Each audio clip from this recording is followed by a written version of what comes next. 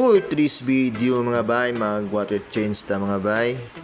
Og atong silipon mga bay ang akong mga fry mollies kung saan na sila kadagko mga bay. Karon mga bay, nagkuha lang ko sa tank gamay para makita nato sila mga bay kung saan na sila kadagko. Mauna na sila mga bay. 82 pieces na sila kabuok mga bay. Naa sila sa akong tank nga 48, 18, 18 ako ibutang mga bay. Samtang gadako sila, nagka-crowded sila mga bay. Wala man talaing sudanan mga bay, maura jud ni. O tirada na ko yung mga bay, naispatan na sa kumata. Kung sa tinindot, mo na akong ginasilik. Nya na ang tirada mga bay kay wala man tay laing tank. Walang pain-irin na tanin mga bay. Ito isilang isiparit.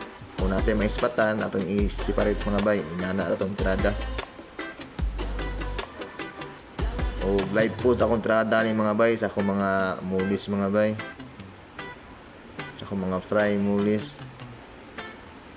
Kanang mga gagmay o nakikita mga bay, mao na akong gipang butang diya mga bay, mga naispatan sa akong matsa.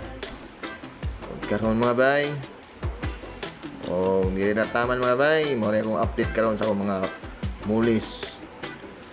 O happy fish keeping.